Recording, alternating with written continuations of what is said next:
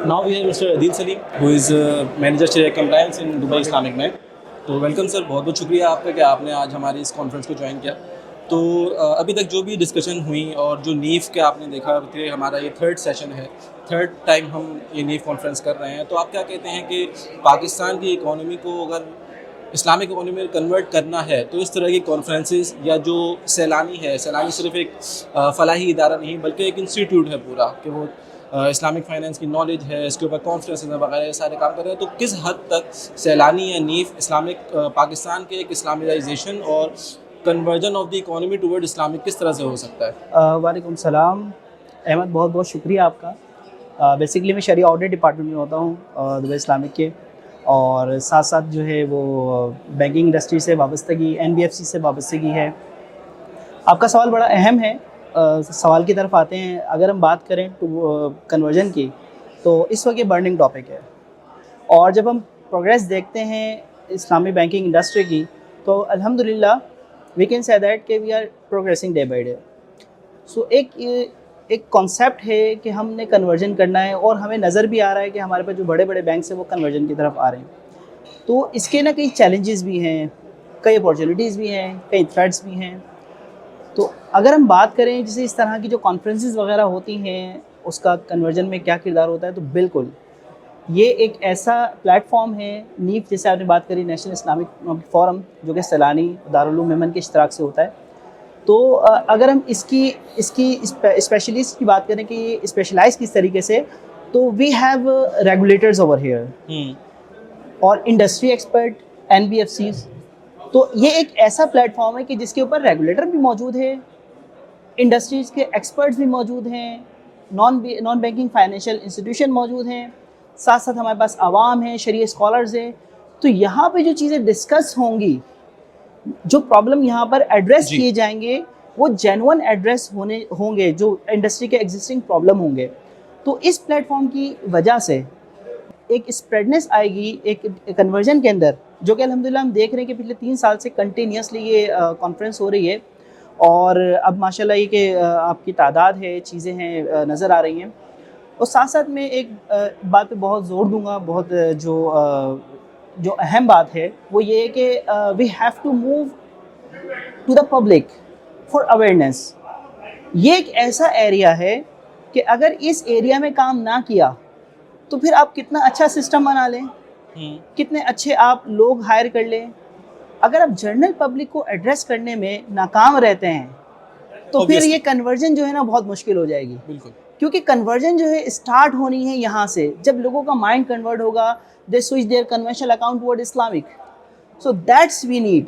इसके अंदर मैं समझता हूँ कन्वर्जन सिर्फ इस्लामिक अकाउंट के अंदर अपने पैसों को ट्रांसफर करने की बात नहीं है। ये बिल्कुल आपका माइंडसेट है, सिर्फ इस्लाम के पैसों की बात नहीं करता बल्कि ईच एंड एवरीथिंग इससे रिलेट करता है। देखिए हमारे लोगों के ना कई सवाल आते हैं, को बोलते कान इधर से पकड़े उधर से पकड़े, वहाँ भी प्रॉफिट मिलता है, यहाँ भी इंटरेस्ट मिलता है, प्रॉफिट मिलता है। तो ये जर्नल क्वेश्चन है। इस तरह हमें रोड शोज़ वगैरह करने हैं, TV चैनल्स के प्रोग्राम करने हैं।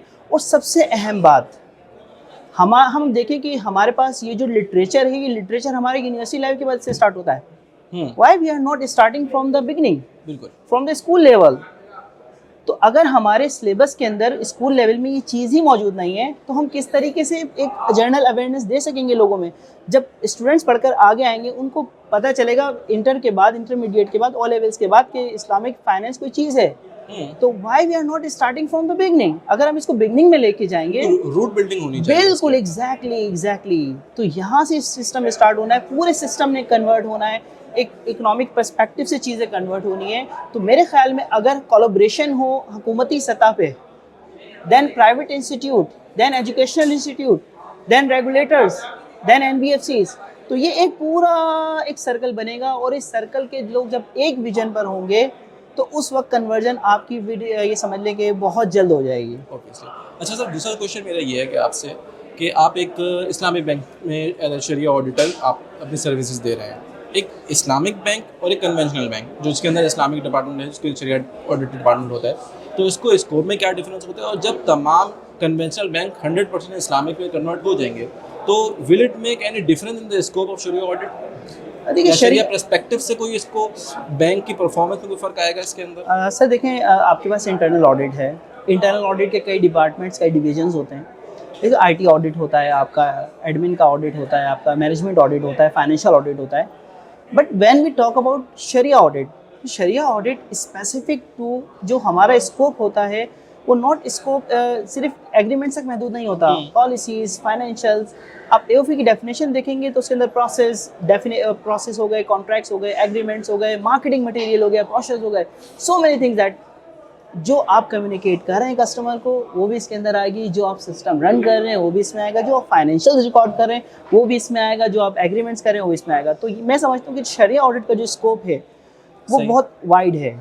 और क्या ये शरिया ऑडिट डिपार्टमेंट सिर्फ एक इस्लामिक बैंक या एक कन्वेंशनल बैंक जिसके अंदर इस्लामिक विंडो हो उसकी नीड है, या जो हमारी PSX के अंदर लिस्टेड कंपनीज है जो कि मोर देन 250 लिस्टेड कंपनीज है, more than half companies are Islamic sharia compliant, तो क्या उनके अंदर शरिया ऑडिट डिपार्टमेंट की नीड होती है सच या नहीं? क्योंकि हम देखते हैं कि हमारी इंडस्ट्री के अंदर बैंकिंग साइड के ऊपर तो शरिया मैटर्स को बहुत ज़्यादा कंट्रोल किया जाता है, उसकी बात की जाती है, लेकिन अगर हम प्राइवेट सेक्टर की बात करें तो उसके अंदर शरिया बोर्ड या शरिया स्कॉलर, शरिया एडवाइज़र नहीं होते, तो उसके बारे में आप क्या कहना चाहेंगे? सर देखें, जब आप कन्वर्जन की बात कर रहे हैं ना, तो कन्वर्जन सिर्फ बैंकिंग नहीं है, we are talking about economy. तो इकोनॉमी के जितने भी सेक्टर्स हैं उन तमाम ने कन्वर्ट होना है। हमारे पास जो कन्वेंशनल बोरोइंग है उसको बंद होना है, ठीक है। इसके अलावा जो हराम प्रोडक्ट्स है उसके अंदर काम करना बंद करना है, जो नॉन एथिकल प्रैक्टिसेस हैं उसको कम करना है। तो जब आप शरिया की बात करेंगे NBFCs के अंदर और या फिर आप कॉर्पोरेट सेक्टर्स के अंदर, तो वहाँ पर भी आपको नीड होगी, वहाँ भी आपको इसी तरीके से एक प्रोडक्ट चाहिए, प्रोडक्ट डेवलपमेंट चाहिए होगी, इसी तरीके से शरिया कंप्लायंस चाहिए होगी, और इसी तरीके से उसको थर्ड लेयर जो होती है शरिया ऑडिट, जो चेक एंड बैलेंस की होती है, शरिया ऑडिट की रिक्वायरमेंट होगी।